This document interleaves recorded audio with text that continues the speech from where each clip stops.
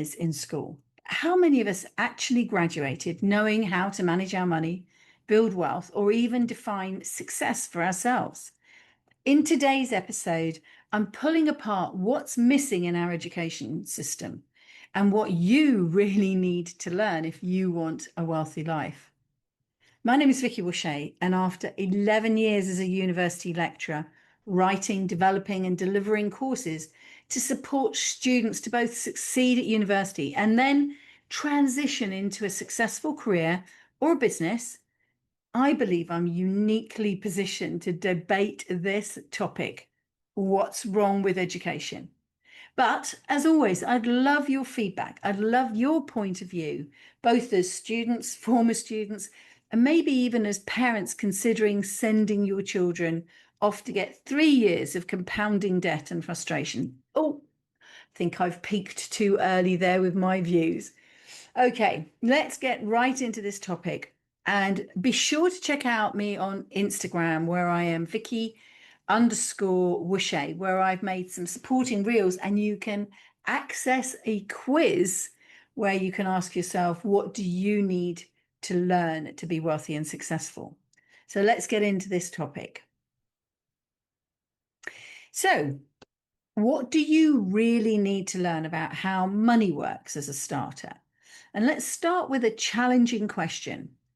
And the question is, why did school never teach us, about cash flow, compounding interest, or even how to manage your bank account? You weren't taught this at school either, were you? And surely understanding how money works is critical, both to your financial and your mental health. Most of us were never taught how to manage money. We were taught how to earn it, how to spend it, but we know that real wealth starts when you understand income, outgoings, cash flow, compounding interest, and of course, being able to identify invisible leaks, as we'll call them politely, in your financial life. This is more than budgeting. It's about learning how to master your money rather than to chase money, because budgeting isn't enough. It's a good starting point, of course.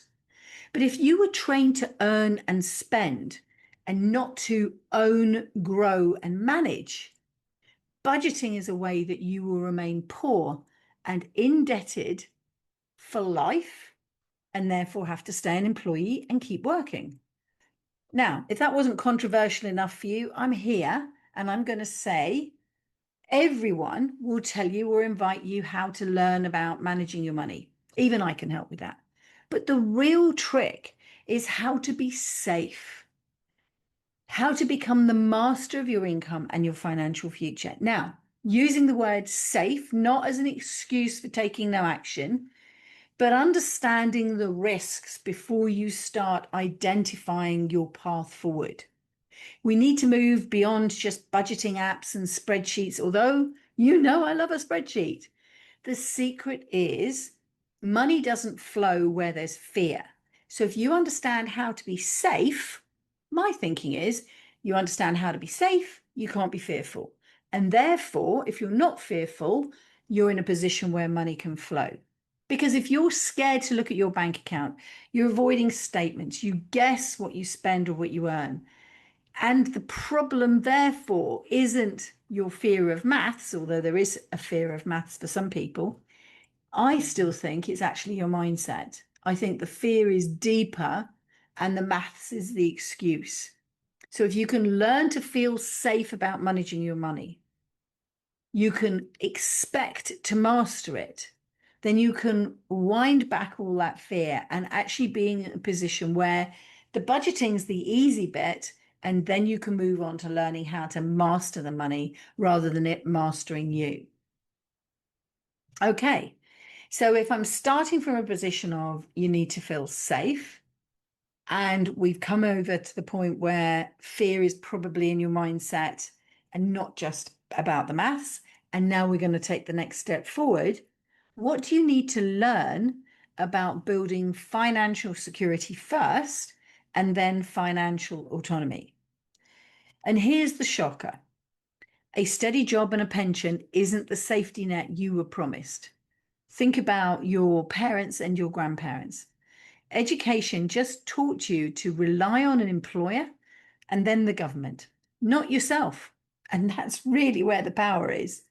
Real financial security is having savings enough to cover the bills. And in the course that I wrote specifically for women, although men can benefit from it, The Smart Woman's Ultimate Guide to Money and Investing, I talk about having a resilience pot of 6 months' money that will cover the essential bills in your life, the amount of money that is enough to get you through the 6 months without panicking. And I've talked about that a lot before anyway.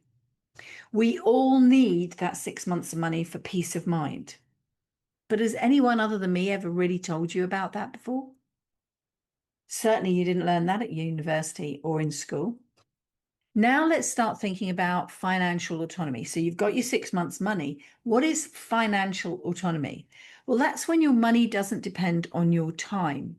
And why am I using the word financial autonomy rather than financial security or independence or freedom? Because I really wanted to add that word autonomy in there so that we're disconnecting our attachment to where the money is. We need to be creating income that is autonomous of what's going on in the world. And I actually don't mean waiting until you retire, because you know that if you've got a government pension, it's reliant on the government. And we already know that they've changed the age that women can retire at. They've pushed it later. So what else do they have in store for you? Because we know that the current pension system is unsustainable with all the baby boomers coming through and lowering birth rates. So also don't start feeling comfortable or confident because you have a private pension. And what's that based on? Well, the stock market and all those people in suits around the world that are betting on stock prices. And of course, that's before we even take into account certain governments manipulating the markets to enhance their own wealth and position and power. And you know who I'm talking about here. We need to learn the difference between being comfortable now and feeling free later. The difference between feeling confident because we think we've guessed that we're okay, rather than the knowledge that we are okay now and we're going to be okay later. Do you know how to create an emergency fund and how much you'll need? That's the first thing. And then ultimately, what are you going to do to create that income without it being reliant on anything? So I'm not a fan of the term passive income, but that's in sort of where I'm hinting to, something that is independent. So the stock market is independent on people betting. Crypto is gambling again. So that sort of rules out stocks and crypto. Then you've got to think about commodities. Commodities, people bet on the prices of commodities as well. And with the global uncertainty, we can't rely on any of those things. So that brings me back to running a business. So business, fine, as long as you set that business up so that you are the supreme leader, you don't actually have to do any work and you can just manage the systems. So lots of people are moving towards retiring in their mid 50s, maybe around that age, early mid 50s. And what they've done is they've created businesses that produce income from some automated system. So either they've got staff working for them or they've got technology working for them. And then all they're doing is putting in either a couple of hours a day or they're putting in maybe a day a week. They're also geographically free. They can just check in on things. So that's one thing to think about. But of course, I'm always going to come back to property. And then you're going to say to me, but property prices go up and down. Yes, they do, but I'm not buying and selling. So I'm not banking on the value of the property so that I can get capital gain and then I need that money for my future. I'm keeping the property, and what I'm looking for is to make sure that there is rent. And at the moment, and for as long as I can see into the future, we are on an island that doesn't have enough properties to house our population. So there is a supply demand imbalance. And as long as that remains, I know that if I keep my property in a decent state, I can always get it rented. And with demand comes a sort of a certain price guarantee, if you like, that the prices are going to hold. Then you're going to say to me, but Vicky, now you're forgetting interest rates. Well, not really. Because for me, I have always made sure that my properties work at least 6%. And at the moment, the interest rates are just below 5. So I know that I'm fine. And I have done that for 20 years. So these are some of the advanced things that you can put in place, checks and balances. But the principle here is you know how much money you need, your emergency fund, your 6 month fund, and that just covers your basics. And then you can improve on that number. I always want to do it in steps that are achievable. I like a little goal that you can achieve and you can improve. But what we need to do now is work out how we can protect that money so that you can become financially autonomous and not reliant on any other person, any other system for your future wealth. And when I was made redundant, that was the big lesson for me. My wages were reliant on my boss giving me a job. And when my boss said, Vicky, you're redundant, there's been budget cutbacks, we don't need you anymore, that was it. The rug was pulled. And we need to move beyond the idea of just having savings is safety, because as I've spoken to you before, if your savings aren't in an account where they're beating inflation, then they're decreasing in value. Savings are a baseline, a security blanket, if you like, yes, but they are not there for the future, for the long term, because you're going to need to keep replacing them. Because ultimately, when you stop work, you're going to start using those state savings. If those savings are a cash pot that are maybe, if you're lucky, earning, say, 4%, that is not enough unless you've got millions of savings, millions of pounds worth of savings to actually generate the income that you need. And I did an article, I think it was, or maybe a piece in another book, where I spoke about if you had £1 million that you put away for 4%, yes, you'd get £40,000 a year. But if you took that £1 million and you leveraged it into property, you'd make a lot more. I think I worked it out at £76,000 a year at one point. Now that's okay to retire on. That's okay. And that would be reliant on me not working more than an hour or two a month just to make sure that the rents have come in and deal with any repairs. So the twist here is security in itself isn't safety. It's about having a clear long-term strategy. Just having enough is good, but it can still leave you stuck in long-term survival mode.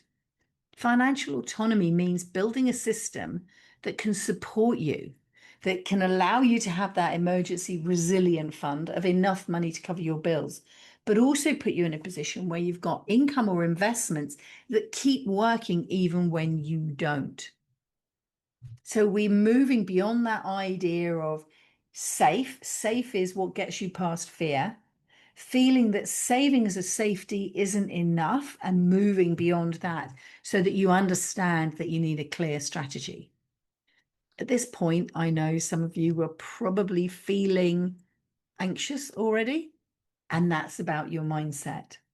So let me just take you to this. What do you need to learn about your particular money mindset? And remember that your money mindset will be different from your partners, from your children, from your parents, from your friends. Because were you ever taught about your beliefs about money at school? Were you ever taught that your beliefs about money can sabotage your future? Mindset is the curriculum that no school offers, certainly not in the UK. And yet, every success story we ever read about or hear about starts at that point. It was their mindset that put them in a position where they traveled the path to success. And whether you want to start a business, lose weight, find a partner, or just invest in something like property, mindset will be everything. Mindset is not just about your mental health. And I mean, that's vital, obviously, but it's also a powerful, positive, inspiring set of values and beliefs that can support you, that align with your current goals, that magnetically draw you forward. They lift you over and around any challenges that you might face. And even better, your mindset can help you discover the resources that will speed your journey towards success in whatever way you choose and for whatever purpose you set out. So, your mindset is a collection of beliefs that are there to support you, to pull you forward, and also to lift you up when times get challenging. So, if you're still stuck in a place where you believe you're bad with money, that you'll never have enough, that you have to work hard to be worthy, these beliefs are running the show unless you rewrite them.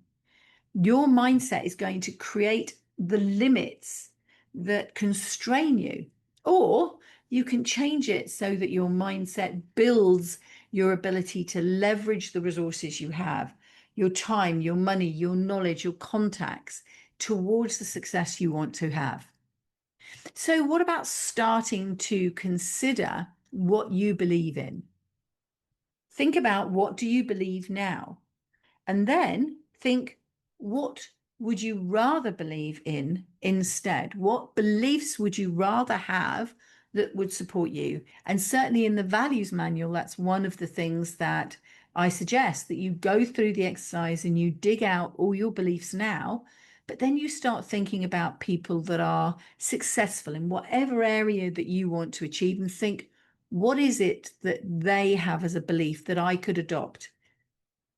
You know, if you've read that story, that I have added in focus and health. They're not naturally my values. They are two areas in my life that I am totally wrapped up in. And if you could see my desk and you knew how many documents that I've got open on my sheet here as I'm trying to record on Zoom at the moment, I've got the reels already, I've got quizzes, I've got this, I've got that, I've done all of that work. It's all sitting there. My mind is all over the place. Focus.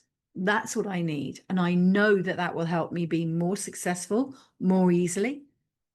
And I won't say that it's a challenge for me, but I know that I value it and I know that I want it. And I keep bringing it to the fore. I keep bringing it to the fore. Every day, I work on being better at focus. Every day, I work on prioritizing my health, because those values matter, and they're going to take me from the set of values that I had up a level to the set of values that I want to help me create the wealthy life that I am living now and want to live. And that's why I talk about your values all the time. And I changed the script ever so slightly in last week's podcast, and I spoke to you about what matters most. It's just another way of asking you, what do you value? This is all to help you with your mindset and therefore your success and a wealthy life.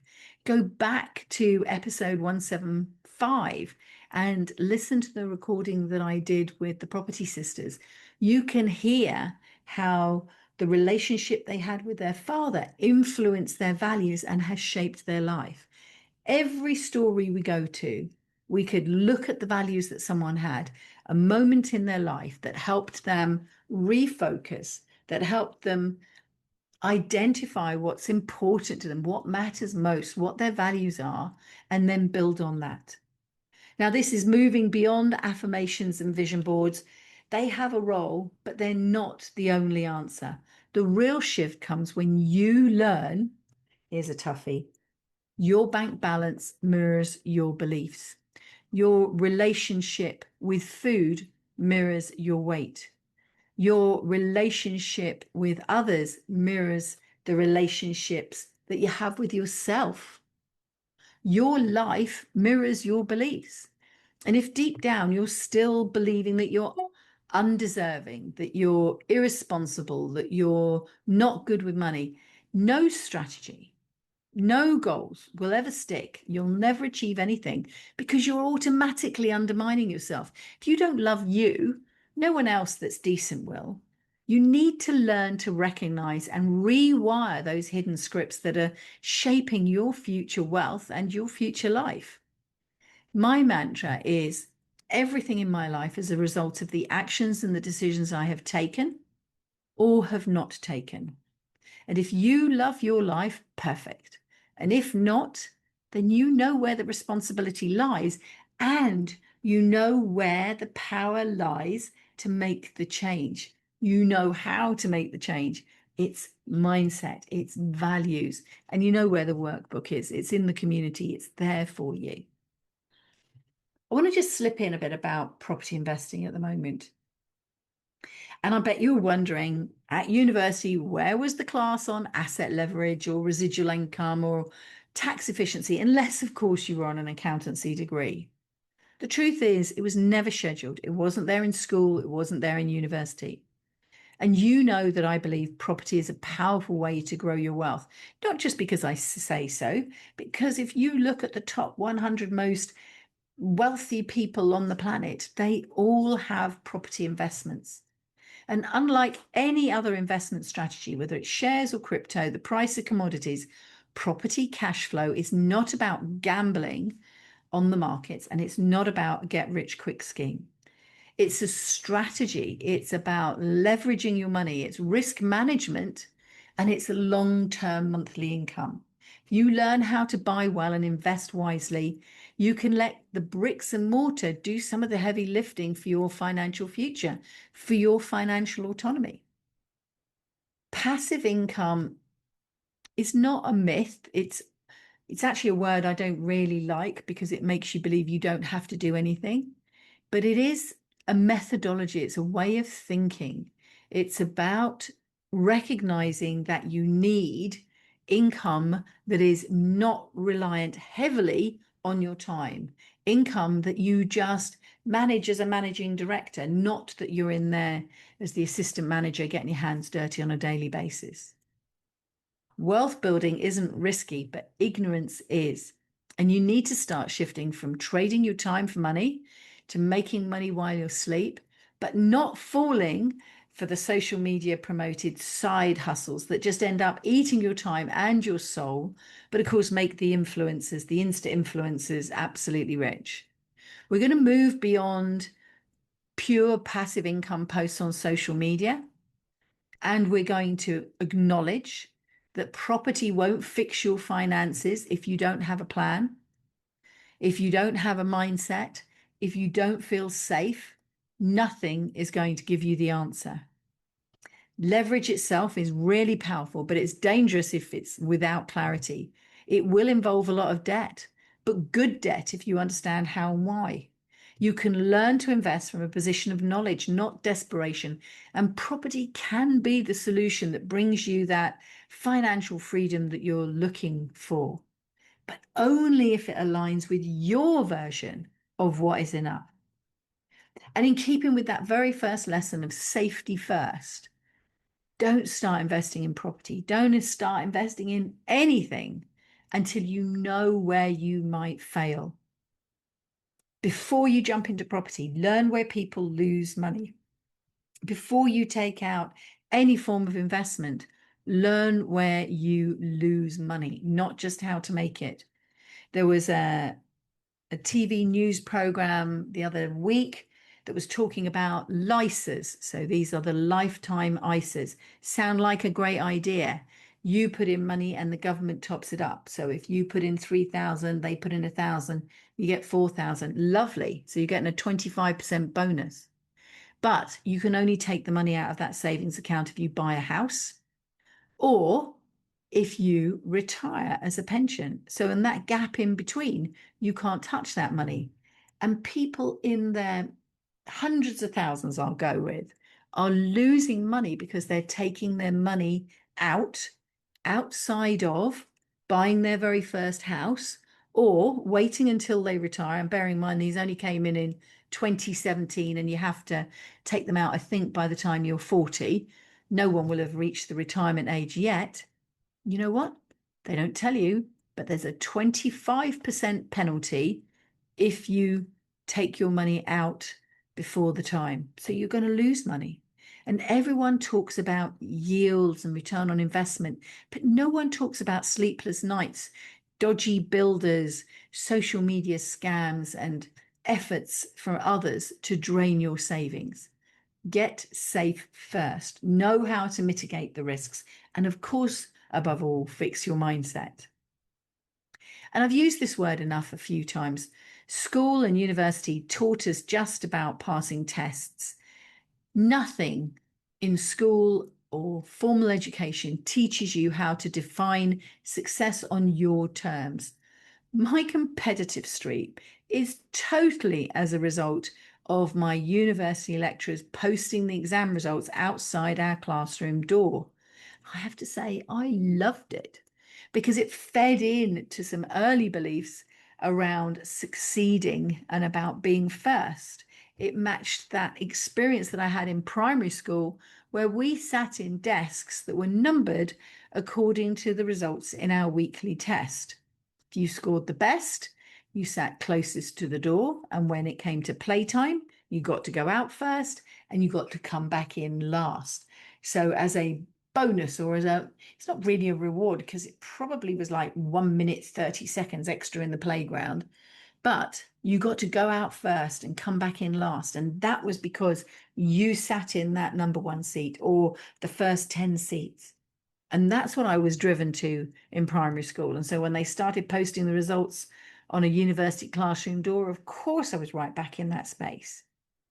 But did school teach me about success? No. Did it teach you about success? Did it ever tell me how much money was enough to manage my life and how much was more than enough to live the life I wanted? What about you? Most people I speak to don't even know that number. They just keep chasing more, in part through ignorance, but also in part through the pressure that social media posts put us on, feeding into this frenzy that we've got to do more, be more, when in actual fact, you might already have enough. People always say to me, oh, I look really well because I have enough. And my enough, I bet you, is just such a tiny amount, you won't even think that it's worth going after. But it is, because the amount of money that we need to live the life that we've got is really a very small amount of money, which means I don't have to chase. I don't have to rush. I can consider what I spend my time doing, whether it's investing in property, whether it's writing a book, whether it's out with the tomatoes or going swimming.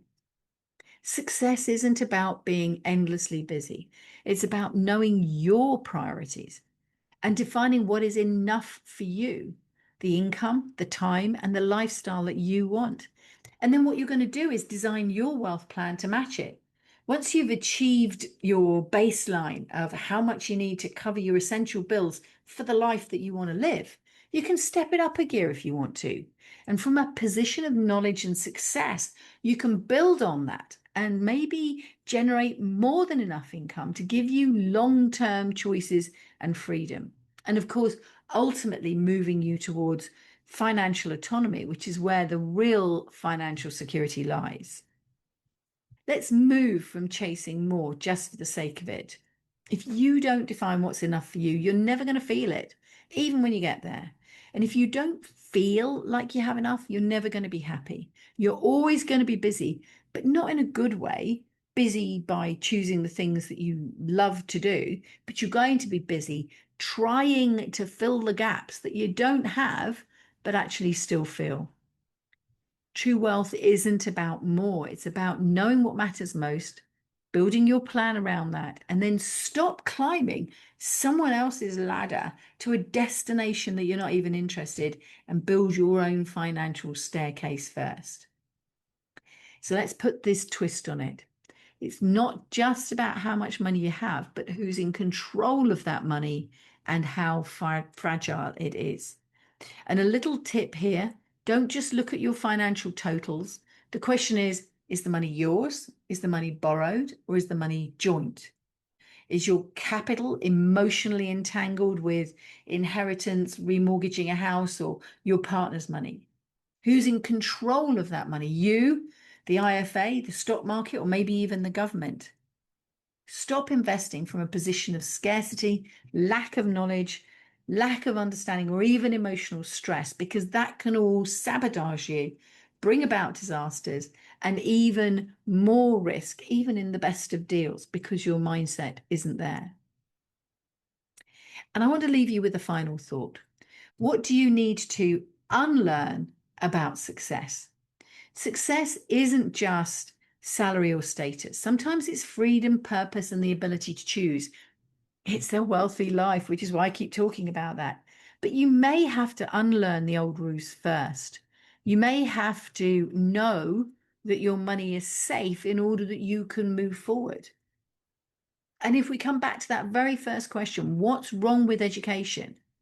It's outdated, it's behind the times, it's not always taught by worldly professionals, and it doesn't explain anything about money and how money, is what really makes the world go round.